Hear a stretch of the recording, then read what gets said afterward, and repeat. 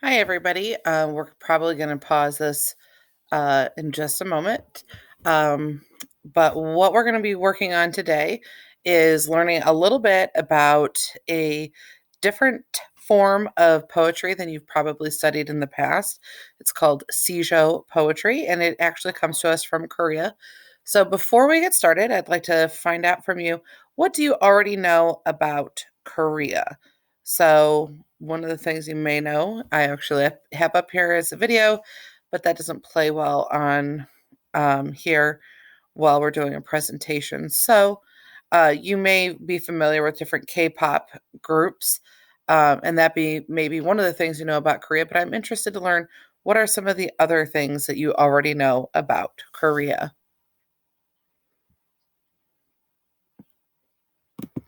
All right. So moving forward, Sijo is a form of Korean poetry. Now, you've probably heard of haikus, and haikus are those short little poems that come to us from Japan.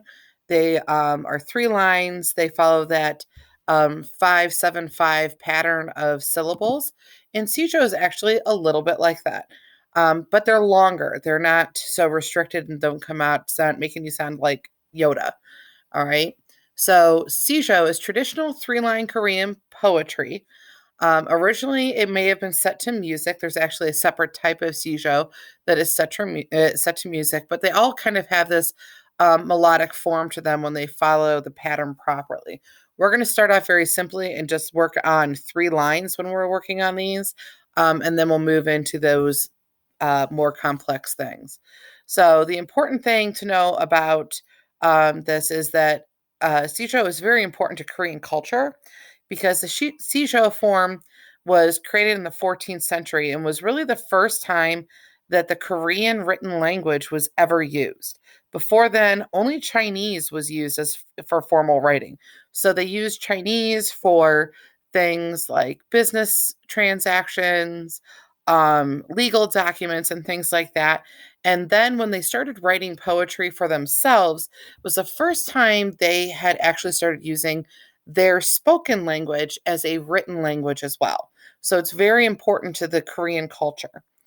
Um, One of the things that we're going to talk about is how the lines of this poetry are organized. The lines are organized by syllable count, basically the same way haiku is. Um, but the thing is um, haiku is actually newer than Sijo. Sijo was around for about 200 years before haiku was ever a thing. So Sijo, like I said before, is a 3 line poem. So the first line typically will introduce or state the theme of your poem. Typically, poems that are in the Sijo form are about philosophical things, the universe, nature, love, or political statements, or something that's supposed to teach somebody something about life or the way things work. So, really, they're kind of broad, much like our own modern poetry is. So, the first line will introduce or state the theme. The second line usually develops the theme out for us. And the third line is going to offer some sort of twist, usually a surprise at the start of the line that acts as a counter to the theme. So it might be like you might start off with like love bites in your first line. And I know I always say that, but that's like one of those famous poem or songs from the 80s, Love Bites. Um, but maybe in the end, you the twist is that, oh, the love of my life is my dog, and my dog always like nips at me. It's a little love bite kind of thing. So, that might be the little twist there to say that the only true kind of love you can have is that unconditional love that a pet would give you, even though they bit you. I don't know. I don't think I've never not been bitten by one of my pets. Even the fish that I had bit me. Anyway, line one introduces the theme, like we said before.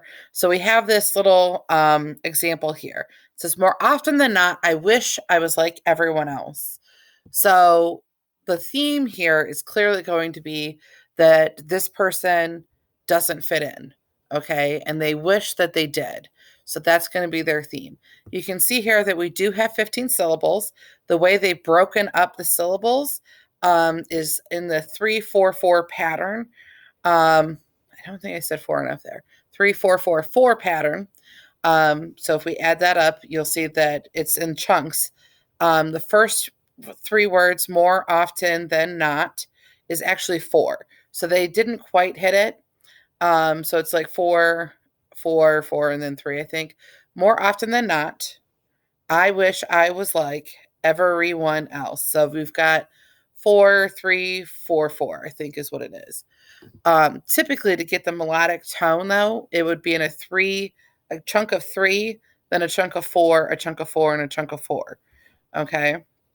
And that can be set off with commas or other types of punctuation, or it could be set off by like ideas.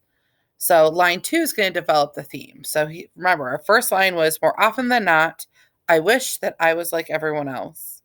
The kids at school make fun of me, and it makes me extremely upset. So you can see, like, typically, if I asked you how you felt after somebody made fun of you, you might say angry, hurt, sad, like I want to fight someone, that kind of thing. But you're not going to usually say the phrase extremely upset. But they had to use that phrase because they're, again, following that 15 syllables. So if we had used a different word, it might have changed that. All right. So the kids at school make fun of me, and it makes me extremely upset. So line 3 here, but if I was like them, I would make some other kid feel bad. So there's our twist. He's saying, or she's saying, because I haven't told you if it was a man or a woman yet, that they wish like they were like everyone else. But in the end, they're saying, you know what? Maybe I don't want to be like everyone else, because if I was, then I would be the one causing somebody else pain. Okay. So there's your twist. So the whole poem in English here, more often than not, I wish I was like everyone else. The kids at school make fun of me, and it makes me extremely upset. But if I was like them, I would make some other kid feel bad. So you might be wondering why I'm sharing this with you. It was actually written by Gabe Falk, who was a 10th grader, not at our school, but at a school in Chicago, I believe. And he took second place in the 2018 Sijo writing contest.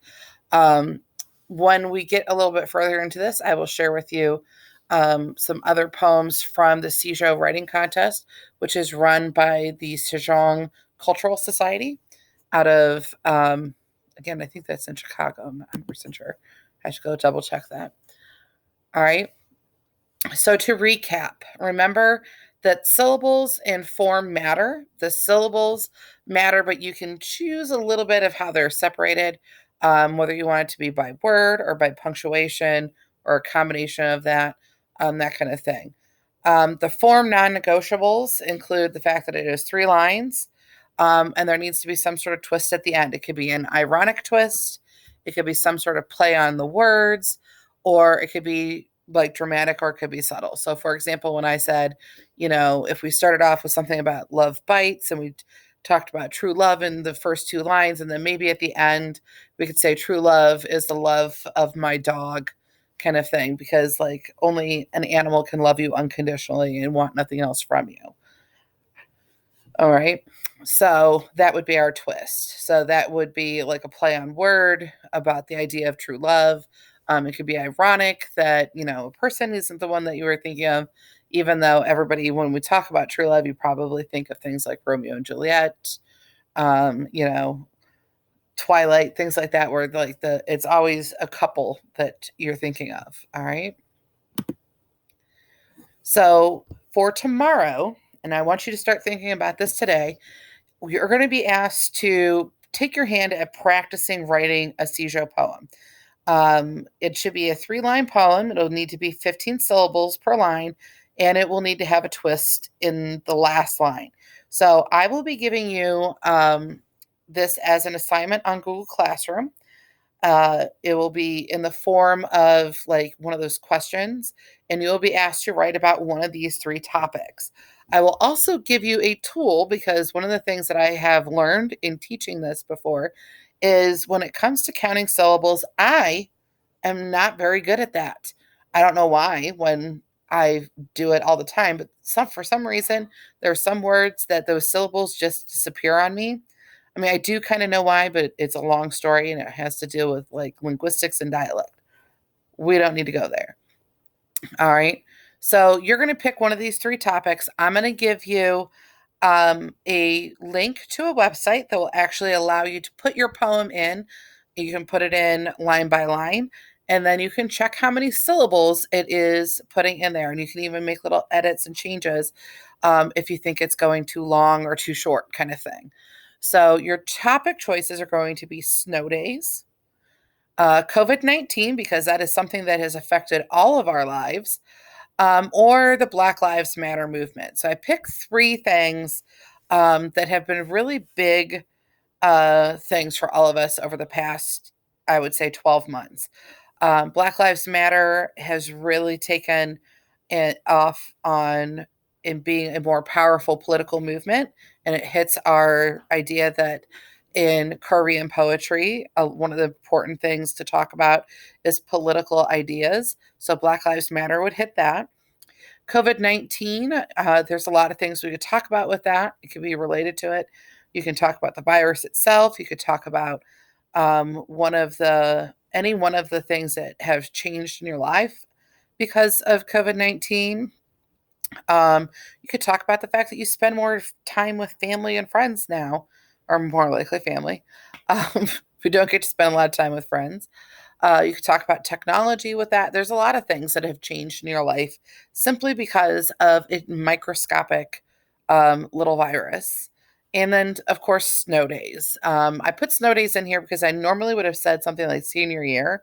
But I know that senior year has not been what anybody has expected it to be this year. So, one of the things that unfortunately you moving forward, unless you decide to become a teacher, that you're never going to have after you leave school again is snow days. You're not going to have that day off because of snow that you can just sleep in, sit in your pajamas, eat cereal all day, watching Cartoon Network or whatever you want on Netflix or the Disney Plus channel, binge watching Mandalorian, going out sledding with your friends or hooping it up, if you will, even though I would be a little worried about you if you're out on the courts because it's going to be cold out there on a snow day to be playing basketball.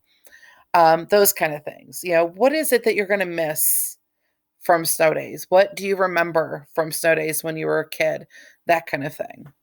All right. So those are going to be the things that you're going to look at. You're going to do your best to write a little poem, and we're going to share that out with everyone in the class. So when you answer the question on Google Classroom, just know that you're going to be asked to share that with everybody. Okay. Hit the little exit button here so we can stop our recording.